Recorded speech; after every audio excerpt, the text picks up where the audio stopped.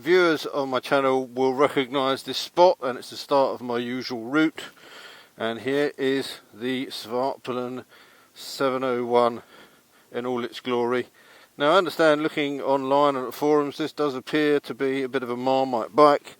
Some people absolutely love it, some people absolutely hate it and think it's pretty fugly. I'm in the former camp. I really like it.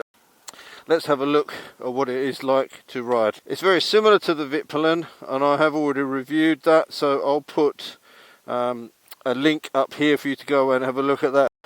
The styling items, everything else on this bike is the same as the Vitpilen. The main difference being obviously the colour, the upright handlebars that you see here, slightly different treatment on the front end, but in terms of wheels, engine, brakes and all of that specification is pretty much the same. Same change of tyres on this. This has got a set of Pirelli MT60 tyres on there, which are, I guess, more in keeping with the flat track look that this bike has. So that's one change.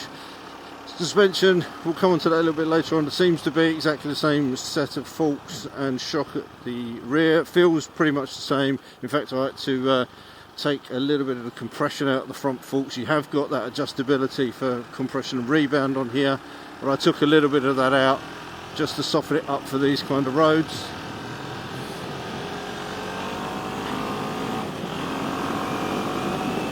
But as with the Vitpilen and any of the bikes in that range that use this motor, it's great fun. Oh, somebody's done a massive dinosaur poo in the middle of the road here. That's nice.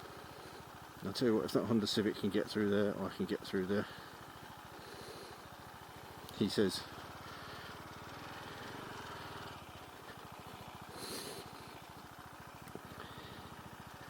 There you go, easy. The motor is the same, brakes are the same, but it's amazing how the change in ergonomics can really change the overall feel of a bike.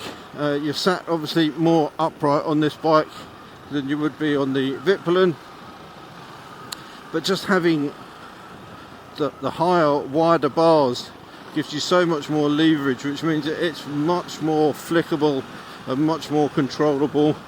Just make it a nicer bike to ride on these sort of country lanes. You've got far more leverage, quick changes of direction. Although the Vitpilen wasn't a slow turning bike, on this you really can kind of move the bike around very quickly, and it makes it incredibly good fun to drive. And I've recently ridden the 701 Supermoto, which is a bit of a beast. It is, when people call it a weapon, it is much more focused, much shorter gearing, and I found it to be just a little bit too focused. It wasn't that comfortable once you've been on it for, up to, coming up to an hour. And this is different. I had spent quite a bit of time on this bike yesterday, 5 or 6 hours riding with a break in between, but I had no problems. The seat, and we'll look around the bike a little bit later on, but the seat is far more comfortable than you would expect. The only problem I had from a comfort point of view is the fact that my legs are quite a bit more bent than they would be obviously on my usual bike, and I felt that I was having to stretch my legs, mainly because I wasn't really used to it. They're not excessively bent up, they're not rear sets, they're kind of set in the middle, but maybe it's just because you are canted forward a little bit. And there's another one of my bugbears, that indicator light. You'll press it, think it's off, and then you'll notice on the dial it's still flashing. I did that a lot on the Vitpilen. I did it on the Supermoto. It's something I have to be really conscious of on this bike. But to be honest, there's nobody out on the roads here today. I don't have to use it too much. It is a single, it's a big single, that 700cc thumper. Does create vibrations. Actually more noticeable on this than it was on the Supermoto, which I thought was strange. But it's still not a problem. It adds to the character of the bike.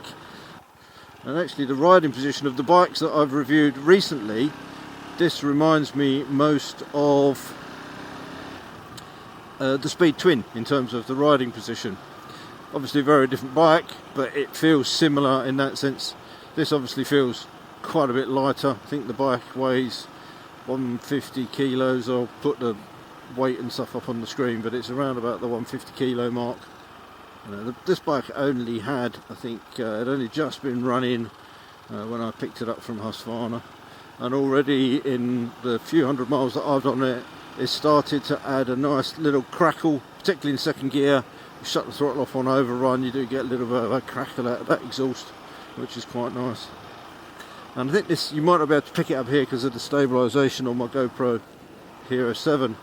This is quite a bumpy road, and it is quite harsh. It is set up, you want it to be responsive. You don't want a sloppy sort of magic carpet ride on a bike like this. You want it to be precise, and it is relatively firm. As I say, I played around with the compression on the front. I've not touched the rear shock.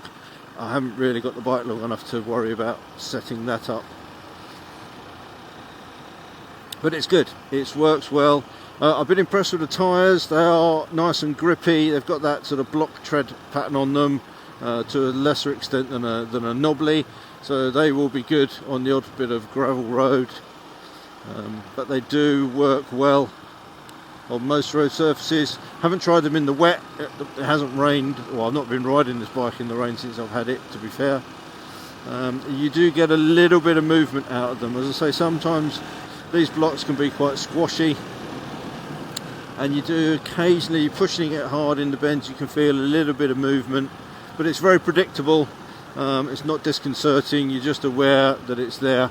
So I think no problems on these. I've heard stories that people say that the longevity isn't great on these tyres, because they are quite soft and people do chew through them pretty quickly, but that's something I'm not going to be able to really comment or justify in the time that I've had the bike. What I can say though is it's been thoroughly enjoyable to ride, and it's the sort of bike that I would have in my garage, but only as a second bike. I have to admit, for me this couldn't be my only bike, although you could put luggage on it I suppose and take it out. It's not really designed for that sort of thing, but as a fun bike to go out on, it works really, really well. This, I think, on the road is 8,800, so it's not the cheapest bike out there, but it does use good quality componentry. There are a couple of bits where it falls down though, and I'll touch on those in a minute. Let's just get onto a different road and I'll go through, because you know, when you look at the Marcazzini wheels with the Husqvarna branding on it, Brembo brakes, Magura hydraulic clutch, you know, all of the parts are quite premium. You know, white power suspension. They've not kind of scrimped on any of the componentry, apart from a couple of things. And one of the obvious things, actually, are these wing mirrors. Now, largely they're ineffective because they vibrate so much. But when a bike's been made to look as slick as this one has, to then put a set of these parts bin special wing mirrors on, I think it's just a little bit lazy from Husqvarna. Now maybe people would look at an option taking it off and using bar ends or whatever, but just even a nicer shaped wing mirror, you know, the ones that they put in the Duke, the nice little sort of overly shaped ones, would look much better than this just big round dog bollocks type wing mirrors. But yeah, so in terms of bits that I don't like and things that work, well, they're pretty horrible. And also this, the Speedo. Now, it's the same Speedo that's on the Vitpilen, and a lot of people said, well, it's horrible and cheap and nasty and plastic, and I kind of have to agree with them to a certain extent on that. But it kind of does what you need it to do as a Speedo.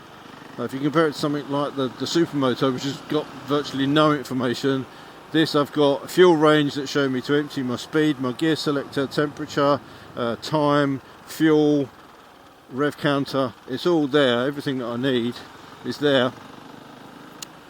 And I didn't mind it so much on the Vitpilen because it was quite unobtrusive. It kind of laid flat and it was there and it did what it did.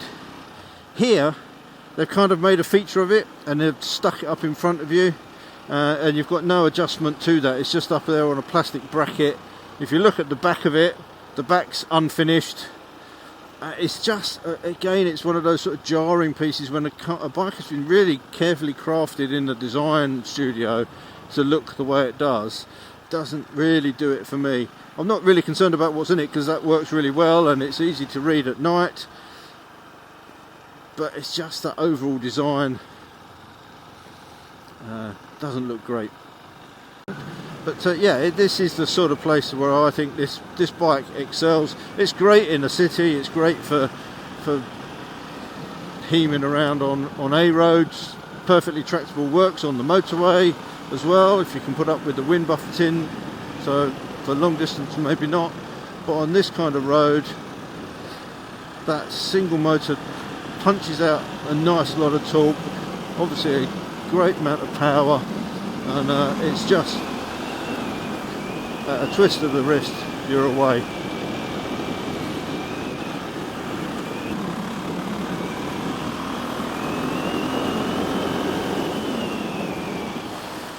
But yeah, there's no shortage of power, and you can really dart around on this thing and have a hell of a lot of fun.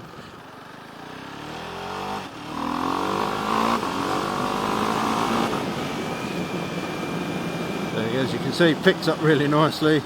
Quick shifter works really well, so you can really ride it like a hooligan if you want to, but it's also pretty docile when you're putting around through the villages. Okay, and we've got to the point which is one of my favourite little stretches of road you'll recognise from other tests, and we can just give it a bit of a run through here.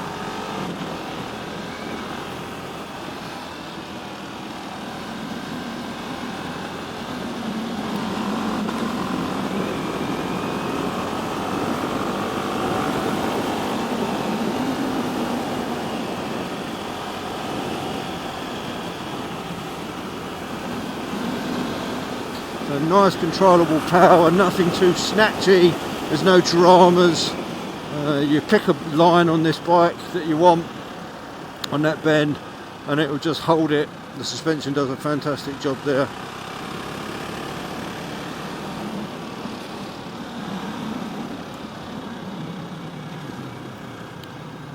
Just going to go and find somewhere to give you a quick walk around the bike. I'm just trying to think of somewhere I can pull over where there's a bit of space to have a look around it.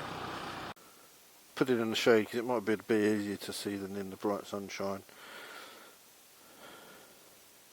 Put a smaller plate on there, that'll look much nicer, but there's that really nice LED rear tail light, and you can see here the sort of fake flat tracker style number board on one side, which I think is a really nice touch.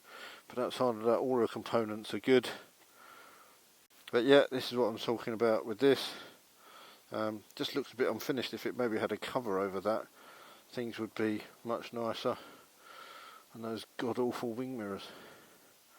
But yeah, Brembo brakes, Magura clutch. There's the adjustable suspension on the white power shocks. But overall, for me, I think a really nice looking bike. Oh, there's that little LED, now I've got the lights on, there's that rear light. Yep, very nice. So if it is a Marmite bike, I'm in favour of it, and that kind of works because I love Marmite as well anyway.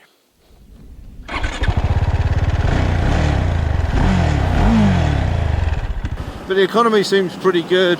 I think the range, you're at about 140 to 150 miles out of this tank, depending on how you ride it. I filled it up at the weekend, rode up to this show in Suffolk, the long route, and did the same back, and I still had a quarter of a tank or more when I got back, and we'd done, I don't know, 120 miles maybe. So guessing at 150 is not too bad a guess. I know some people are not fans of single cylinders, but it is great fun to ride. It's light, it's fast, it stops well. I think it's got great curb appeal. There's not a lot to dislike about this bike, and the things that I do dislike about it are so minor that it really doesn't make a lot of difference at all.